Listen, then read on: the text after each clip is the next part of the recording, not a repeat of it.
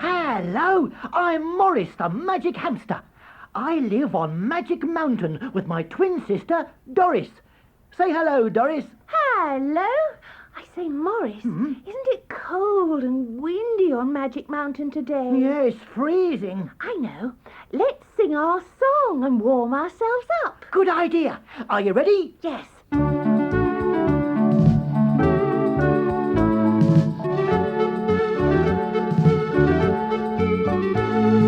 One, two, three, four.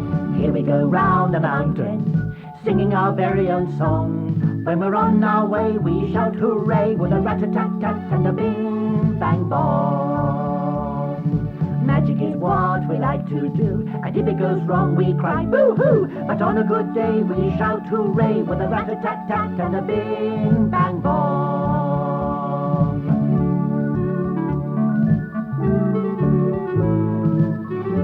One more time, Morris. I'm ready if you are, Doris. Everybody now.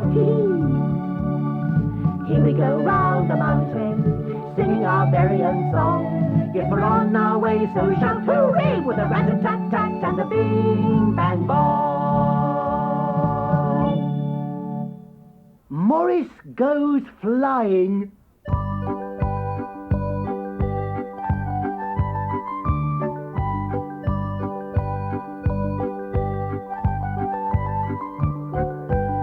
It was a windy day on Magic Mountain. I was sitting on the grass with Doris, and we were wondering what to do. The wind was blowing hard, so hard that our fur stood up in funny little tufts. Up in the sky, there were little white clouds dancing and floating in the wind. And then I had a brilliant idea. All right, Doris, I was just getting to that bit. Doris had an idea. Morris, she said, wouldn't it be fun to be a little cloud dancing and floating in the wind? I don't talk like that, Morris. Shush, listen to my story. I bet I could make myself into a cloud, I said, and I ran to get my magic wand. What are you doing, Morris? Cried Doris, running after me. Are you going to be a cloud forever? No, silly. I'm just going to make myself light enough to float around a bit. Now, hold on to the end of this string while I tie the other end round my middle. I looked in my magic book and found a magic spell for clouds. It went like this. Rat-a-tat-tat, bing-bang-bong, up in the air, you can't go wrong. I danced 7 circles one way and 7 circles the other way, waving my magic wand. Doris kept hold of the string round my middle. Morris, she said, I'm getting dizzy, and you're not floating at all. But just as she said that, I suddenly felt all light and fluffy. The wind lifted me right off my feet into the air. Oh, Morris, you're doing it. You're a little fluffy floating cloud, cried Doris. I floated higher and higher. Don't let go of the string, Doris! At last, the string wouldn't let me go any higher, and I floated from side to side. Oh, it was fun! I floated on my back and pretended to be on the sea. Then I turned over and had a good look down at Magic Mountain. I could see the tops of trees and a stream that looked like a shiny blue ribbon. Could you see me? Could you see me? Yes, Doris. Doris looked like a tiny brown speck on the ground. Only a speck? Yes, just a little speck in the distance. Huh. Shh, now please don't interrupt. A bluebird came flying by and chirruped. Fancy, a brown cloud I've never seen a brown cloud before. I'm not a cloud, I'm a hamster, I replied. A hamster? Twittered the bluebird.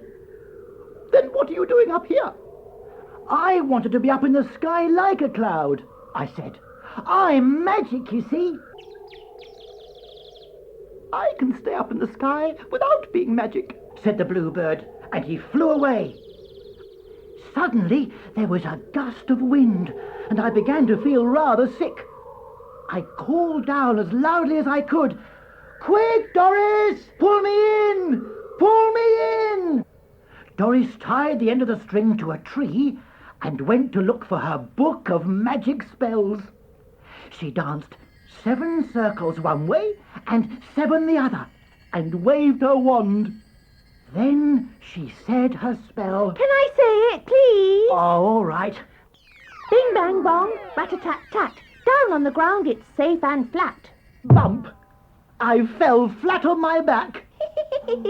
Ouch! I think she'd said the spell much too fast, but I was so pleased to be back on the ground again, I didn't really mind. At lunchtime, I ate lots of dumplings and rice pudding, just to make sure I'd never float away again.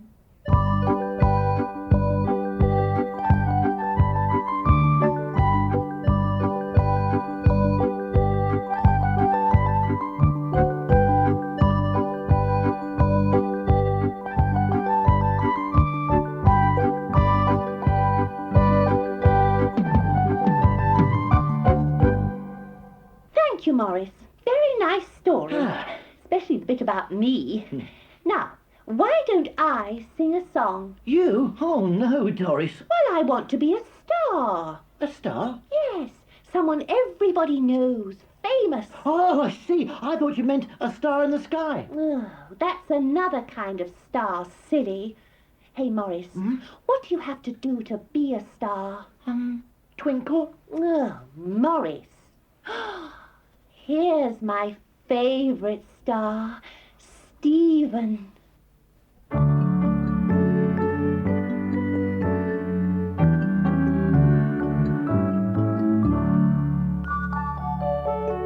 Twinkle, twinkle, little star, how I wonder what you are. Up above the world so high, like a diamond in the sky. Twinkle, twinkle, little star, how I wonder what you are. When the blazing sun is gone, when he nothing shines upon, then you show your little light. Twinkle, twinkle, all the night. Twinkle, twinkle, little star, how I wonder what you are. Then the traveler in the dark thanks you for your tiny spark. He could not see which way to go if you did not twinkle so. Twinkle, twinkle, little star, how I wonder what you are.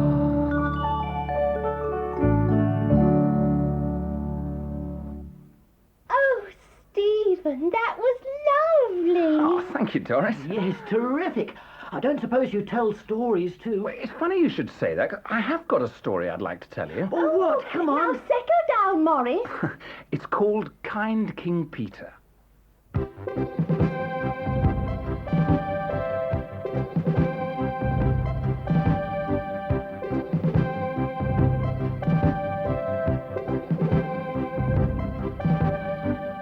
King Peter was a very kind king. He always said good morning and good night to everyone in his kingdom.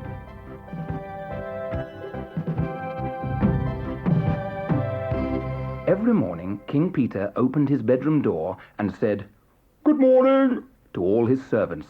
Then he said, "Good morning," to sound the guard. He walked to the village and said, "Good morning," to the postmistress, Good morning, Your Majesty. the policeman, Good morning, Your Majesty. and the milkman. Good morning, Your Majesty. Next, he popped into the village school and said, "Good morning," to all the children.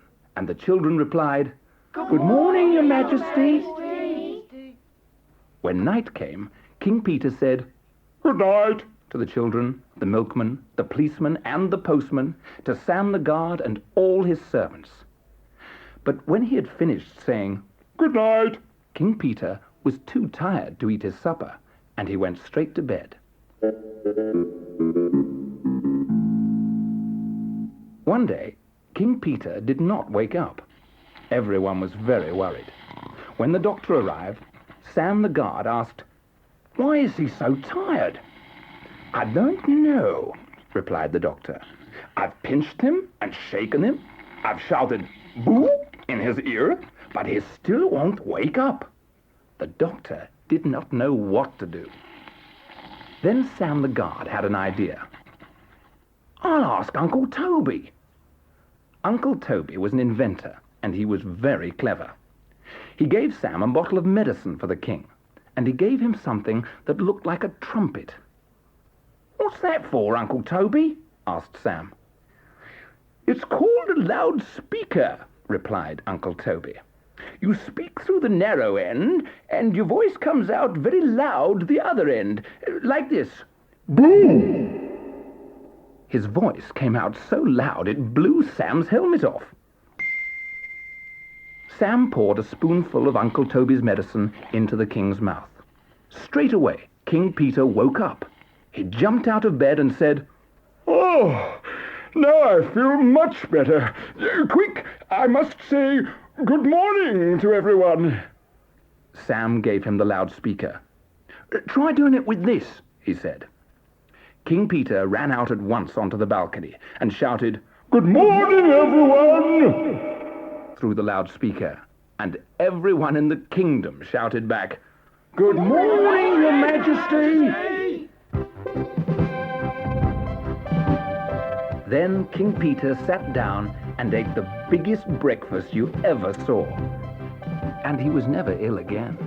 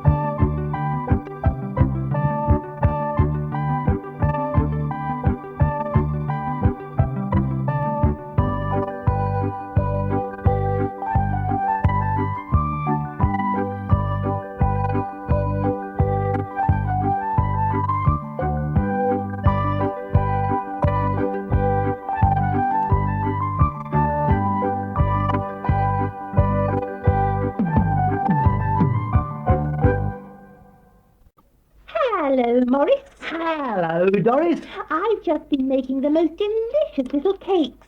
La la la. Oh, you're not la, gonna la, la, sing, la. are you? It's no use trying to stop me. I've just got to sing about cakes. You can clap along with me if you like. Pat a cake, baker's man. Bake me a cake as fast as you can. Break it and pat it and mark it with B, and put it in the oven for baby and me. Why did you mark your cake with B? B for baby, silly. But your name's Doris, and that begins with D. All right, you could sing this song with any letter. Come along, Morris, it's your turn now.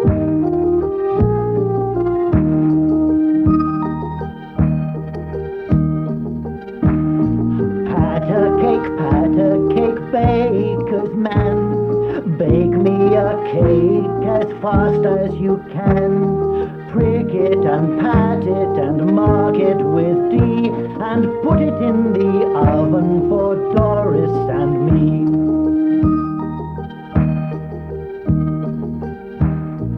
Pat a cake, baker's man. Bake me a cake as fast as you can. Prick it and pat it and mark it with M, and put it in the oven for Morris and me.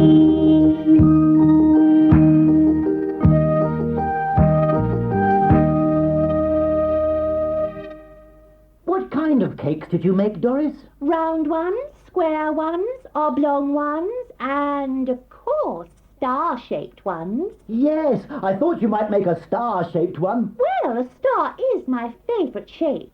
Any more stories, Morris? Of course. Denise has got a story, haven't you, Denise? Yes, it's all about the ugly duckling.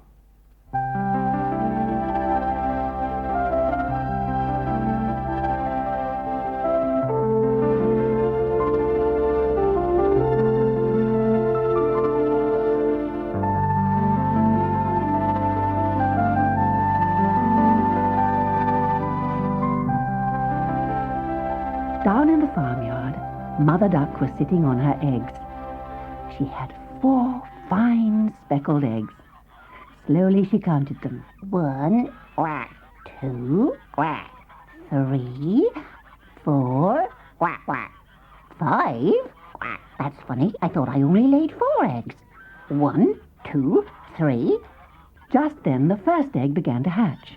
Out popped a fluffy yellow chick. Mother Duck was delighted. Then 3 more eggs began to hatch, and out popped 3 more fluffy yellow chicks. Quack, quack, quack, quack. Mother Duck was so proud. Last of all, the 5th egg hatched, and out poked a little head. Eep, eep. Quack, quack. Cried Mother Duck. It was not a fluffy yellow chick, but a big brown untidy chick, with a knobbly beak and enormous feet. Oh dear. Oh dear. You're not very beautiful, my dear. Quack, quack. The other chicks took one look at the ugly duckling and began to laugh.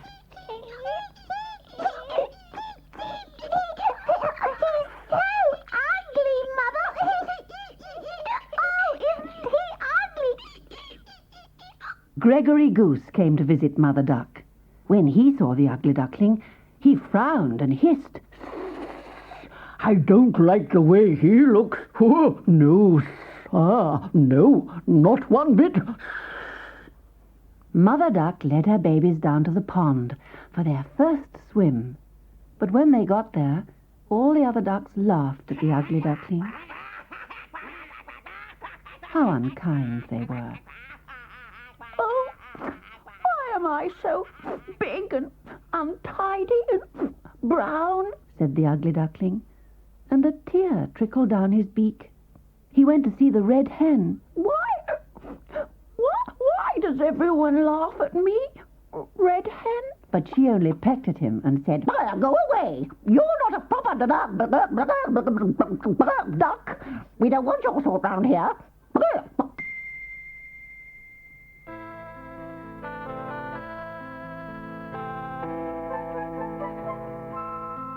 At last the ugly duckling felt so unhappy that he crept away into the reeds by the river and hid himself there.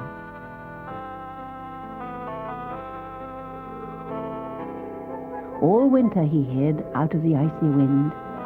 Nobody came to look for him, not even Mother Duck.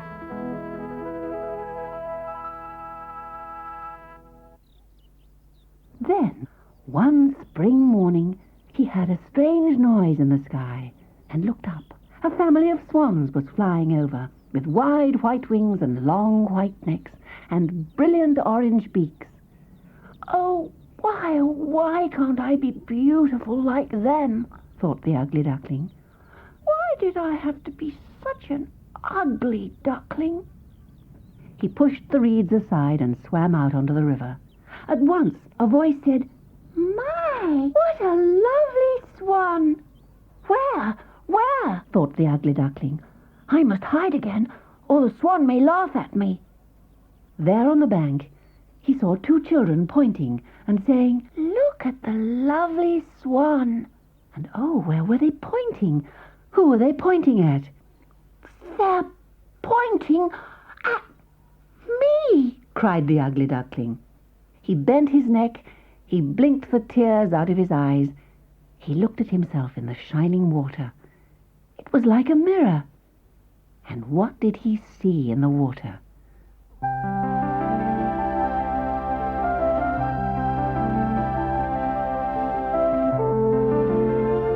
It wasn't an ugly duckling with brown untidy feathers. It wasn't an ugly duckling with a knobbly beak and enormous feet. In fact, it wasn't ugly at all. It was a beautiful young swan with wide white wings and a long white neck and a brilliant orange beak. I might have been ugly, but I wasn't an ugly duckling. I wasn't a duckling at all. I was a swan all the time.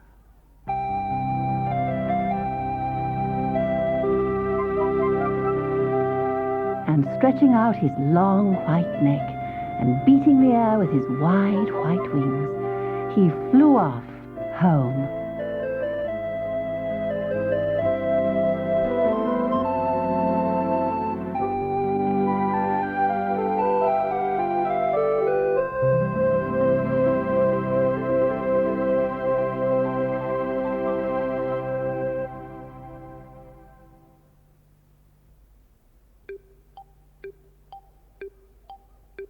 Hey, Morris, what's that noise?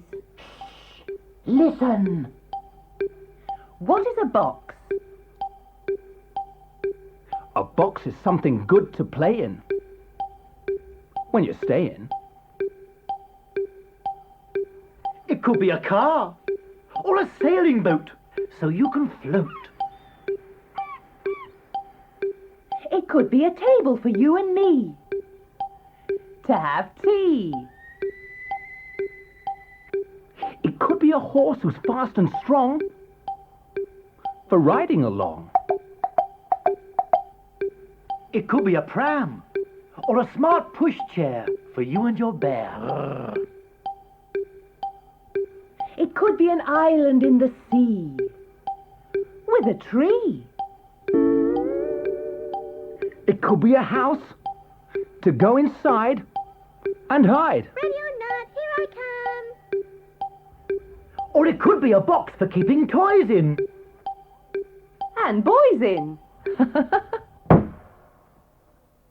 Oh, lovely. When I get home to Magic Mountain, I'm going to find a great big cardboard box to play with. Can I join in?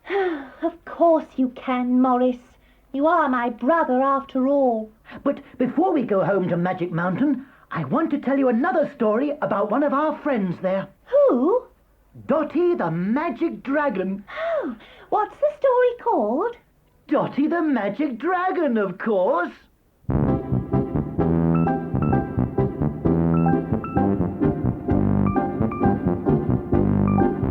Dotty never went out without first doing the washing up. But she promised to visit her friend next door.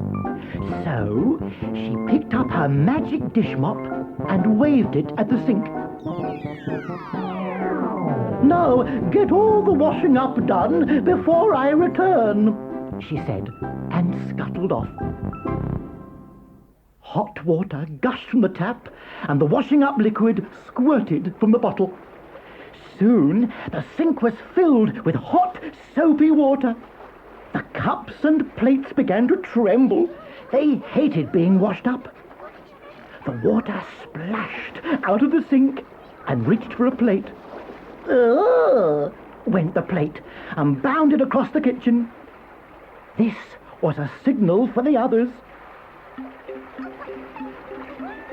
They jumped off the draining board and were soon running about all over the floor. The water rose up, leapt from the sink, and chased the crockery. The water ran here and there, but couldn't catch a single cup. The tap was still running, and more water overflowed from the sink. The dishes were having a great time, sliding around the floor and laughing. The water splished and splashed after the plates and cups and saucers, but they slithered out of reach. Then a cup ran out of the kitchen door, followed by a giant wave.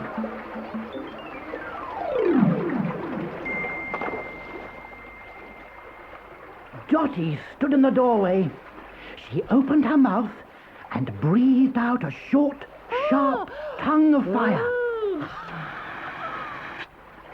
The water stopped in its tracks. "Buck!" cried Dotty.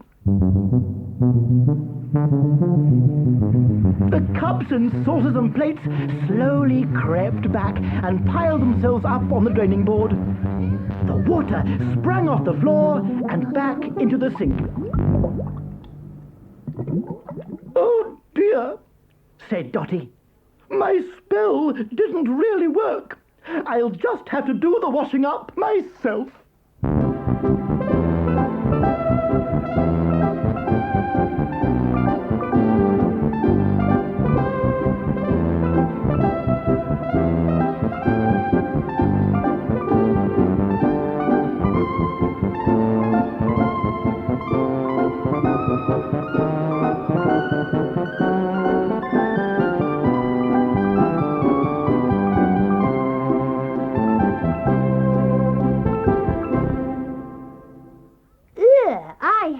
Washing up. How do you know? You never do any. Don't be cheeky. Hey, Morris, have we got time for another song? I think so. Hey, here comes Dotty. Oh, go on, Dotty, sing us your song. Dragons are lovely, dragons are nice. If you need a dragon, she's there in a trice. Sometimes they're Dotty, and Dotty's my name. If you see a dragon, please sing this again.